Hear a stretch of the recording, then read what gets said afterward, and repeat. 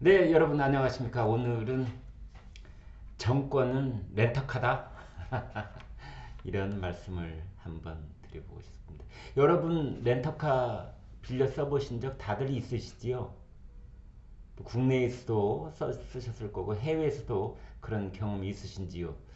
렌터카의 가장 특징 중에 하나는 우리가 렌터카를 받으면 그렇습니다. 기름이 가득 채워져 있습니다. 풀. 렌터카 반납할 때 어떻게 해야 되죠? 그렇습니다.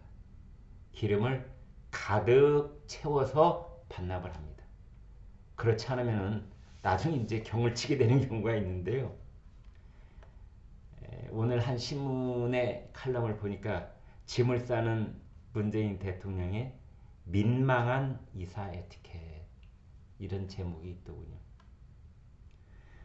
예전에 요즘은 뭐 그러지 않는 것 같은데 예전에 저희 어머니하고 그 어렸을 때 이사 갈 때 보면은 이런 경험들이 있습니다. 새로 이사를 갔을 때 앞에 살던 사람이 기름 보일러에 기름을 가득 채워놓고 떠난다.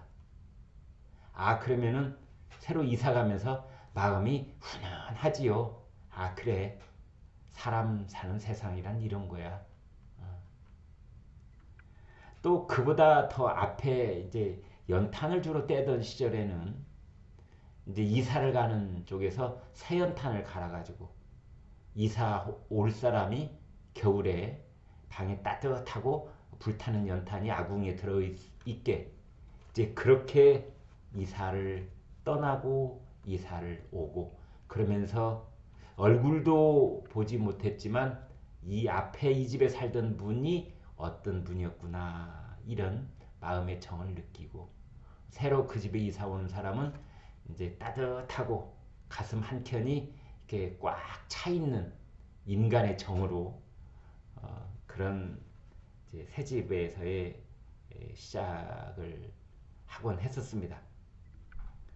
아, 그런데 이 문재인 대통령 정부는 대한민국 행정부라고 하는 이 새 집을 2017년 5월 달에 덜컥 이사를 들어와서는 어디 하나 성한 것 없이 고장은 고장대로 다 내놓고 또 집을 험하게 써가지고 어디 뭐 구멍 안 나는 데가 없습니다.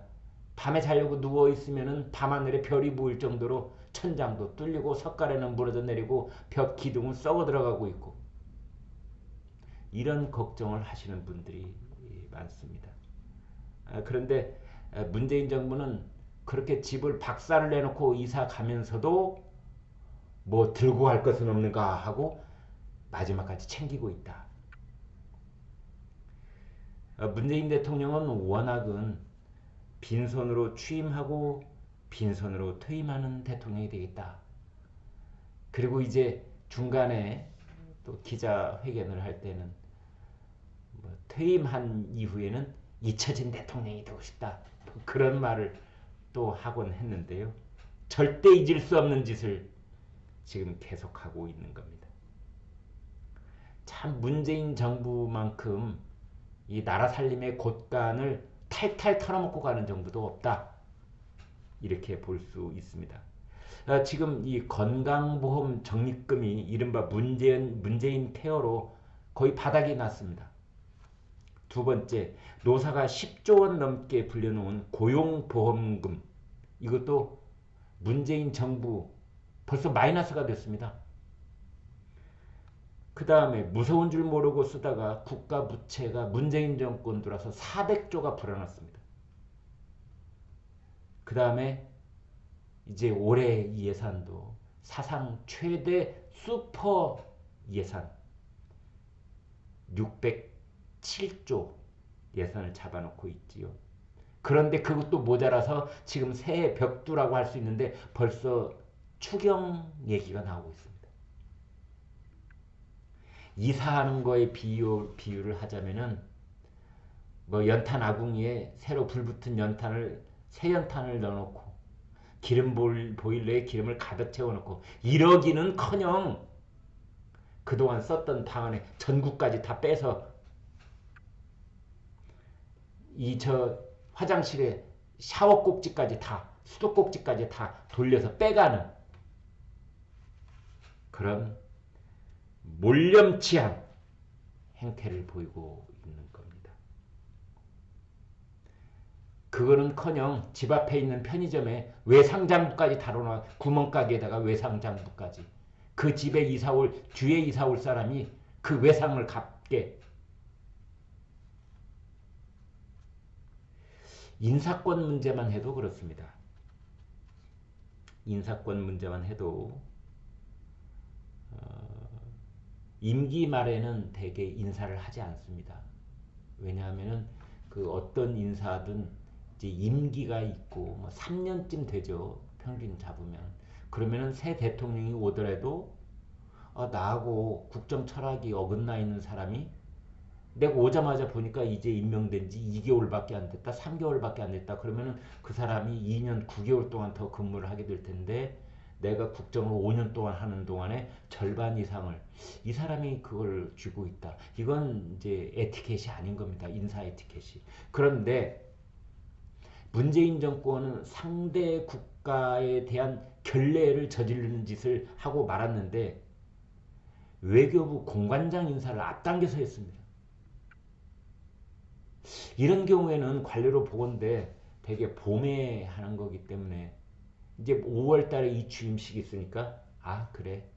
이 해외 공관장 각 주요 국가의 대사들 인사는 후임 대통령이 하도록 공백으로 남겨놓는 것이 예절이고 상대 국가에도 그게 맞는 경우다.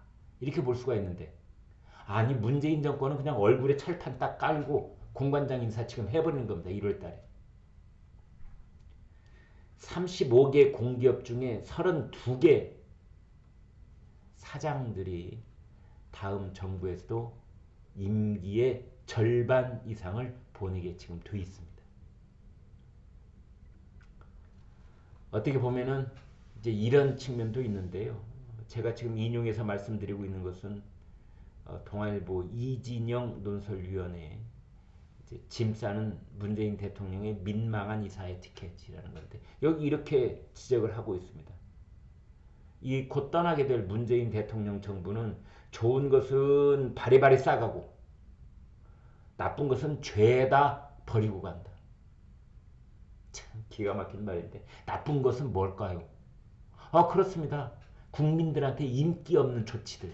예를 들어서 전기요금, 가스요금 그걸 2자릿수 인상을 해야 됩니다. 그런데 그것을 관련 부처에서는 올해 1월 1일부터 인상을 해야 되겠습니다. 이렇게 안을 올렸더니 청와대에서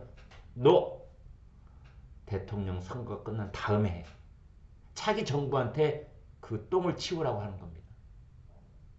탈원전 정책 때문에 그 값싸고 친환경적인 에너지를 쓰지 못한 데서 비롯된 그 에너지 수급이 삐걱하면서 이제 전기료 그 다음에 가스요금 2자릿수 올려야 되는데 그걸 문재인 정부 자신들의 손으로 올려놓지 않고 뒷정부한테 올리라 이렇게 밀어놓고 떠나는 겁니다. 이게 나쁜 건 죄다 버리고 떠나는 것이다. 그러니까 이 서민 물가를 안정적으로 관리했다. 이렇게 할 수 있는 부분은 문재인 정부의 공덕비라도 세우듯이 남겨놓고 떠나려고 그러고 어차피 올려야 될 전기료, 가스료는 다음 정부가 올려라. 좋은 건 바리바리 싸가고 나쁜 건 죄다 버리고. 전기료, 가스료만 그런 게 아니고요. 예를 들어서 주택 보유세 이거를 워낙은요. 금년에 공시가를 올려서 공시가를 현실화해서 그 공시가에 따른 주택 보유세 이제 이것을 재산세하고 종부세 이걸 말하는 거죠. 그걸 금년부터 매긴다고 했는데 1년 유예하겠다는 거 아닙니까? 선거가 코앞에 있으니까. 그러니까 주택 보유세를 올려봤자 선거에 악영향을 미칠 게 뻔하니까 이거는 다음 정부가 올리세요. 이거 올려야 되게 되어 있습니다. 그래서 역시 주택 보유세도 후임 정부에게 넘겨놓고 떠나갑니다. 이거를 이진영 논설위원이 비유를 들었는데 참 기가 막힙니다. 이사를 가는 사람이 우유값, 신문값 떼먹고 이사 가는 거하고 똑같아요. 참 기가 막힌 비유죠. 자동이체 안 하던 시절에 그 현금으로 다 주고 갔지 않습니까? 제대로 된 사람들이라면 우유 배달하는 새벽에 오시는 그분한테 자 저희가 1월 말에 이사를 가는데요. 1월 말까지 우유 넣어주시고 그 다음에 새로운 분이 이사를 오시면 그분하고 이제 우유를 계속 넣을 건지 그렇게 말씀 나누세요 하고 1월 말까지 얼마죠 하고 이제 돈을 치르고 떠나야 되는데 마치 야밤도주 하듯이 우유값, 신문값 떼먹고 도망가 버리는 그런 정부가 문재인 정부가 아니겠느냐. 참 모렴치한 행동이다. 아닐 수가 없는 겁니다.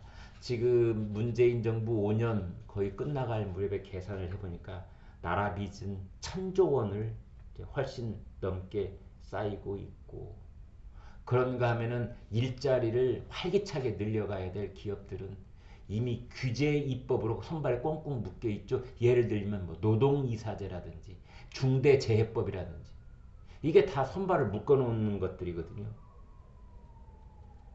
그 다음에 거의 공상과학 수준의 탄소 중립 계획. 이걸 문재인 정권이 알박기처럼 전 세계적으로 대외적으로 공표를 해버린 겁니다. 그 다음에 차기 정부는 연금 개혁도 해야 되고 노동 개혁도 해야 되고 그런 폭탄까지 떠안게 돼 있습니다. 참 정말 기가 막힌 정권이 아닐 수가 없다. 이런 결론인데요. 문재인 정권은 뽕 먹고 알 먹고 좋은 것은 다 싸가고 쓰레기는 다 버리고 가고 뽕 먹고 알 먹고 둥지터러 군불대고 꽁 먹고 알 먹고 둥지터러 군불대고 뭐 그러한 한국 현대 정치사에서 유일하게 목격할 수 있는 정권이 아닌가 이런 생각이 듭니다. 네, 여러분 구독, 좋아요 부탁드리겠습니다. 고맙습니다.